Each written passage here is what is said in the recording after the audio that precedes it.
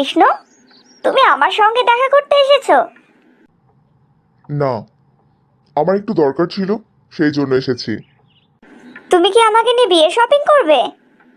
আমি একটু কথা বলতে এসেছি। কাকু আর কাকিমা কোথায়? বাবা মাকে ডাকতে গেছে। কৃষ্ণ হঠাৎ এখন এলো কেন? ওকে বিয়ের ব্যাপারে কিছু বলতে এসেছে? হবে হয়তো। তুমি এখন চলো। না, একটু পরে যাব। ওদের দুজনকে একটু একা কথা বলতে দাও। তুমি আমার সঙ্গে কথা বলতে আসোনি, শপিং করতে যাবে না, তাহলে এখানে কেন এসেছো? তোমার সঙ্গে কথা বলতে আসিনি তা নয়, আসলে দরকারটা তোমার সঙ্গেই। আমি জানতাম তুমি মুখ ফুটে বলতে পারছো না তুমি আমার সঙ্গে দেখা করতে এসেছো। আর অত বাহানা করে দেখা করতে আসার কিছু নেই। কিছুদিনের মধ্যেই তো আমাদের বিয়ে হয়ে যাবে। কৃষ্ণ, আমার না তোমাকে একটা কথা বলার ছিল। বলো, কি বলবে? তুমি ওই ধ্যার ধরে গোবিন্দপুরে হসপিটাল খুলেছো, খুব ভালো কথা। ওখানকার মানুষের ভালোর জন্য করেছো। কিন্তু তুমি বিদেশ থেকে ডাক্তারি পড়ে এসে ওখানে কেন পড়ে থাকবে? তাই আমি ঠিক করেছি আমরা বিয়ের পর এই শহরে চলে আসব। এখানে কত বড় বড় নার্সিং হোম আছে, তুমি ওগুলোতে জয়েন করবে। আলাদা করে একটা ক্লিনিক খুলবে। তারপর দেখবে আমরা কত মালামাল হয়ে যাই। আমি শুধুমাত্র টাকা রোজগার করবো বলে ডাক্তার হইনি, গ্রামের মানুষের সেবা করার জন্য ডাক্তার হয়েছি। শুধুমাত্র সেবা করে কি সংসার চলবে নাকি?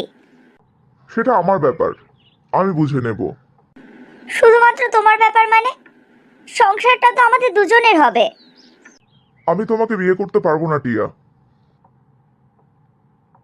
আমি সেই কথাটা বলার জন্যই এখানে এসেছি। কাকু কাকিমাকেও বলে যাব।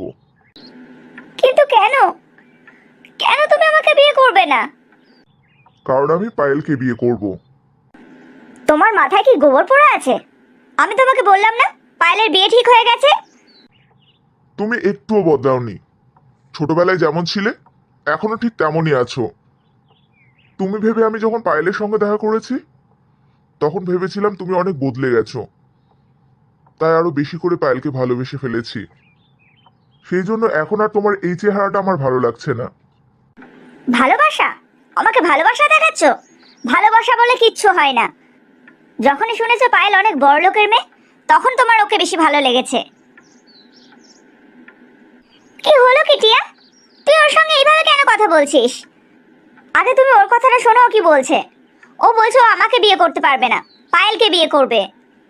সে কি কৃষ্ণ, তুমি এই কথা বলেছো নাকি? হ্যাঁ কাকিমা, আমি পায়েলকেই বিয়ে করব। সেটা কি করে সম্ভব বলো? পায়েলের তো বিয়ে ঠিক হয়ে গেছে। না, পায়েলের বিয়ে ঠিক হয়নি। টিয়া আমাকে যা কিছু বলেছে সব মিথ্যে বলেছে। শেখর বলে ছেলেটার সঙ্গে টিয়ার বিয়ে ঠিক হয়েছিল, পায়েলের না। এমনকি আমি শেখরের সঙ্গেও কথা বলেছি, শেখরও আমাকে এই কথাই বলেছে, ও টিয়াকে ভালোবাসে। এরপরেও তোমার কি আরো কিছু বলার আছে টিয়া? তোমার যখন টিয়ার কথাগুলো বিশ্বাস হয়নি, তোমাকে যখন খোঁজ খবর নিতেই হবে, তাহলে তুমি টিয়াকে কেন বলেছিলে তুমি ওকে বিয়ে করবে? আমি কোনো খোঁজ খবর নিইনি কাকিমা। টিয়া যখন বললো পায়েলের বিয়ে ঠিক হয়ে গেছে আমার খুব খারাপ লেগেছিল। সেই জন্যই আমি তখনই ঠিক করেছিলাম আমি টিয়াকেই বিয়ে করব। কিন্তু কালকে আমার হসপিটালে পায়েলের বাবা এসে আমাকে সব সত্যিটা বলেছে। তুমি এখন এসে বলছো তুমি টিয়াকে বিয়ে করতে পারবে না? আমরা গরিব মানুষ, কত লোককে নেমন্তন্ন করে ফেলেছি। এখন যদি টিয়ার বিয়ে ভেঙে যায়, তাহলে সবাই টিয়ার বদনাম করবে। তা কেন হবে? শেখরের সঙ্গে টিয়ার বিয়ে দিয়ে দিন। শেখর আমাকে আর বিয়ে করবে না। তোমার সঙ্গে বিয়ে ঠিক হওয়ার পর ও আমার ওপর খুব রেগে গেছে। তুমি আবারও মিথ্যে কথা বলছো টিয়া। শেখরের সঙ্গে কথা বলার পরেই আমি এখানে এসেছি। ও শুধুমাত্র তোমাকেই ভালোবাসে আর তোমাকেই বিয়ে করতে চায়। তার মানে তুমি ঠিক করেই নিয়েছো তুমি টিয়াকে বিয়ে করবে না? না কাকিমা, আমি পায়েলকে ভালোবাসি। আমার মেয়ে খুঁজে খুঁজে হিরে বার করেছে। সত্যি কৃষ্ণর সঙ্গে কারোর তুলনা করা যায় না। সেটাই তো দেখছি। শুধুমাত্র গ্রামের মানুষের সেবা করবে বলে ও বিদেশ থেকে ডাক্তারি পড়ে এসেছে। কত বড় মন ভাবো তোর।